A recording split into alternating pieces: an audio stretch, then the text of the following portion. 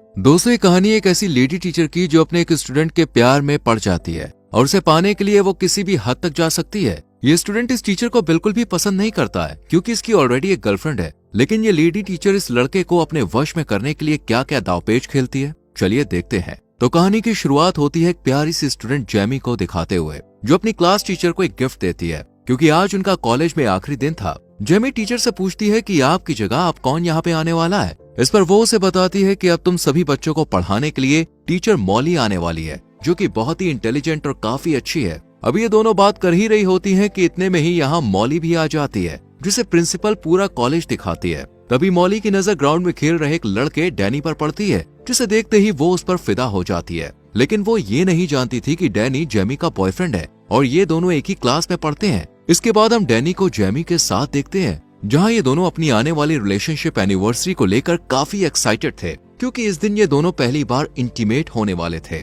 इसके बाद हम जेमी के डैड को देखते हैं, जो बस पूरा दिन घर में रहकर पबजी खेलते रहते हैं, जबकि जेमी की मॉम डबल शिफ्ट करके घर का पूरा खर्चा उठाती है, जिस वजह से जेमी के पेरेंट्स के बीच हमेशा से ही झगड़ा रहता है। जेमी को भी ये सब बिल्कुल अच्छा नहीं लगता, लेकिन वो अपने डैड से कुछ भी कह नहीं सकती थी। अगले दिन क्लास में मॉली अपने बारे में सभी स्टूडेंट्स को बताते हुए लगातार डैनी को ही देखती रहती है। साथ ही वो उसे क्लास खत्म होने के बाद एक्स्ट्रा क्लास लेने के लिए भी कहती है क्योंकि उसे डैनी पढ़ाई में काफी कमजोर लग रहा था। इस पर डैनी भी मॉली की बात मान जाता है और उससे एक्स्ट्रा क्लास लेने के लिए राजी हो जाता है। इसी दौरान मॉली उसे अपने पास बैठाती है और उससे कहती है कि अगर तुम्हें अच्छे कॉलेज में एडमिशन लेना है तो तुम्हें कल से ही क्लास लेना शुरू कर देना चाहिए। दरअसल ये सब मॉली की एक चाल थी। वो ये सब डैनी के करीब आने के लिए कर रही थी, लेकिन डैनी उसे कल की क्लास के लिए मना कर देता है क्योंकि कल उसकी और जेमी की रिलेशनशिप एनिवर्सरी थी। ये सब सुनकर मॉली को बिल्कुल भी अच्छा नहीं लगता। फिर जब डैनी यहाँ से जाने लगता है तभी मॉली उससे उसका फोन नंबर ले लेती है। अब घर आने के बाद भी मॉली का पूरा ध्यान डैनी पर ही होता है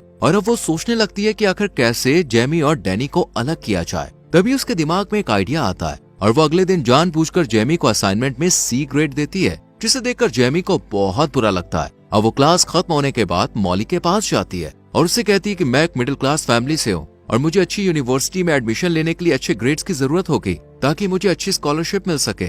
इस पर मॉली उसे कहती है कि अगर तुम्हें अच्छे ग्रेड्स चाहिए तो कल दोबारा इस असाइनमेंट को रेडी करके लेके आना, जिससे मैं तुम्हें अच्छे ग्रेड दे सकूं। ये सुनकर जेमी मॉली को अपनी एनिवर्सरी के बारे में बताती है, जो कि आज ही थी। तभी मॉली उससे पूछती है कि तुम्हारे लिए इन दोनों में से क्या जरूरी है, एनिवर्सरी मनाना या अच्छे ग्रेड हासिल करना। इस पर जेमी कोई जवाब नहीं देती और यहाँ से चली जाती है। इसके बाद वो डैनी से मिलती है और उसे सारी बात बताती है। साथ ही आज रात के लिए उससे माफी भी मांगती है क्योंकि उसे अच्छे ग्रेड लाने के लिए आज इस असाइनमेंट को पूरा करना था। लेकिन डैनी आज की रात उसके नजदीक आना चाहता था, इसलिए वो गुस्से में यहाँ से चला जाता है। थोड़ी देर बाद मॉली डैनी के पास आती है और उसे अपने साथ डिनर करने के लिए कहती है, जिसके लिए वो मान जाता है और दोनों एक रेस्टोरेंट में पहुंच जाते हैं, जहाँ मॉली डैनी से उसकी लव लाइफ के बारे में पूछती है। तब वो थोड़ा हिचकिचाते हुए उसे बताता है कि अभी तक जेमी और उसके बीच कुछ भी नहीं हुआ है क्योंकि जेमी अभी इन सब चीजों के लिए रेडी नहीं है। ये सुनकर मॉली समझ जाती है कि डैनी को आखिर क्या चाहिए, इसलिए वो उसके करीब आने की कोशिश करती है, लेकिन डैनी उस पर ज्यादा ध्यान नहीं देता है और अपने घर चला जाता है।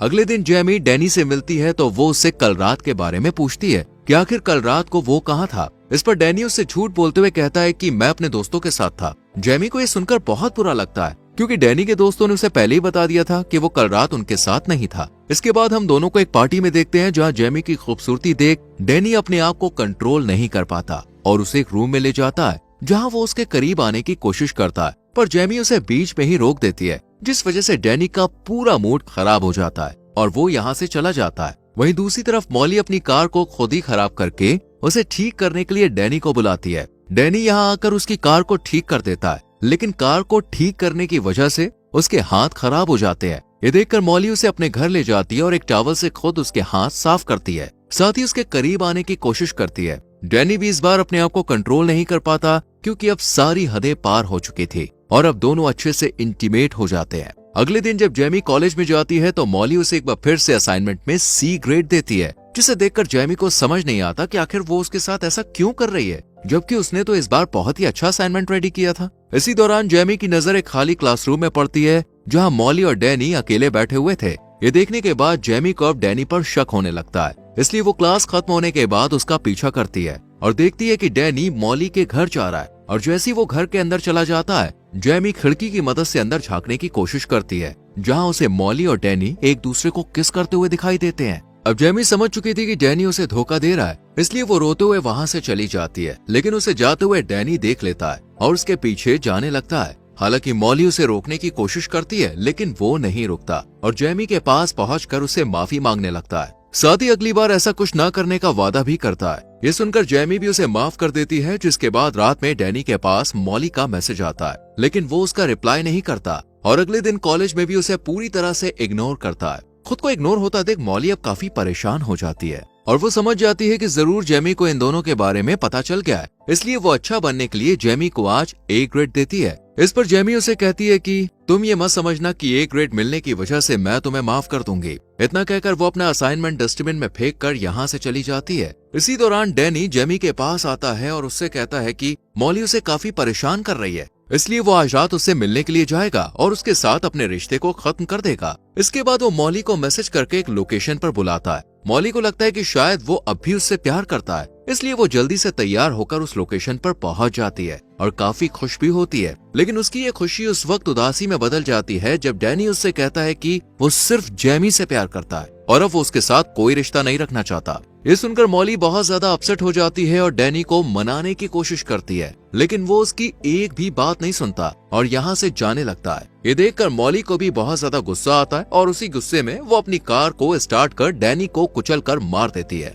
वहीं उसका खून एक कपड़े में भरकर जेमी के कार के बम्पर पर लगा देती है। साथ ही अपना फोन भी जेमी की कार में ही रख देती है ताकि सभी को लगे कि डैनी की मौत के पीछे जेमी का ही हाथ है और उसी ने उसे मारा है। इसके बाद वो मूवी देखने के लिए एक थिएटर में चली जाती है और मूवी के टिकट को अपने पास संभाल कर रख लेती है, जिससे वो पुलिस को ये दिखा सके कि जिस वक्त डैनी का एक्सीडेंट हुआ था उस वक्त वो थिएटर में मूवी एंजॉय कर रही थी। फिर हम मॉली को ऑनलाइन एक मैकेनिक को ढूंढते हुए देखते हैं, जिसे वो काफी सारे पैसे देकर अपनी कार को ठीक करने के लिए कहती है। साथ ही इस बारे में किसी को भी ना बताने के लिए कहती है। वहीं दूसरी तरफ पुलिस को जब डैनी की डेड बॉडी के बारे में खबर मिलती है तो पुलिस फौरन लोकेशन पर पहुंच जाती है और इस बात का पता लगाने की कोशिश करती है कि आखिर डैनी की इस हालत का जिम्मेदार कौन है। इधर जेमी को भी अब उसकी एक दोस्त डैनी की मौत के बारे में बता देती है, जिसे सुनते ही वो भागकर पुलिस स्टेशन पहुंच जाती है और पुलिस को बताती है कि उसे अपनी क्लास टीचर पर शक है, क्योंकि कुछ दिनों से मॉली और डैनी का अफेयर चल रहा था और कल रात वो मॉली से मिलकर सब कुछ खत्म करने वाला था। इसके बाद पुलिस देर न करते हुए मॉली के घर पूछताछ के लिए पहुंच जाती है, जहां वो उन्हें झूठ बोलते हुए कहती है कि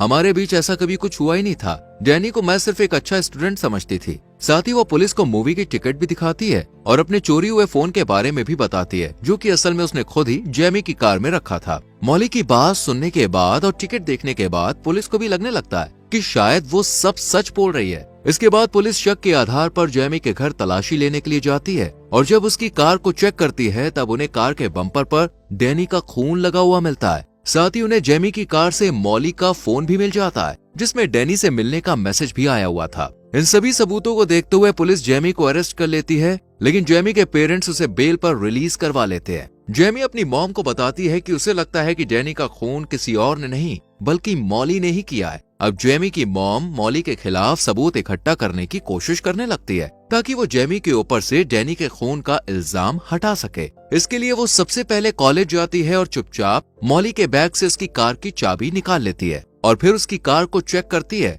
और तभी उसे उस मैकेनिक के बारे में पता चलता है। वो मैकेनिक के पास जाकर उससे मॉली के बारे में पूछताछ करती है, लेकिन वो उन्हें झूठ बोलते हुए कहता है कि मेरे पास ना तो इस नाम की कोई लेडी आई और ना ही कोई कार आई। ये सुनकर जेमी की मॉम काफी परेशान हो जाती है और वो उदास होकर यहाँ से जाने लगती है कि तभी उनके पास मैकेनिक की एक एम्प्लॉय आती है और सारा सच बता देती है कि किस तरह मॉली ने काफी सारे पैसे देकर अपनी कार को ठीक कराया है। जेमी की मॉम जब उसे पुलिस के सामने यही सच बताने के लिए कहती है तो वो इसके लिए मना कर देती है, क्योंकि मैकेनिक उसे जॉब से निकाल देता और ये जॉब उसके लिए बहुत जरूरी थी। इसके बाद जेमी की मॉम घर आकर अपने हस्बैंड से इस बात को शेयर करती है और जेमी भी चुपचाप उनकी बातें सुन लेती है और वो अपनी मॉम से मॉली के घर जाने के लिए कहती है, पर वो उसे मना कर देती है क्योंकि उसके पैर में ट्रैकर लगा हुआ था जो कि पुलिस ने लगाया था, जिससे जेमी कहीं भाग ना सके।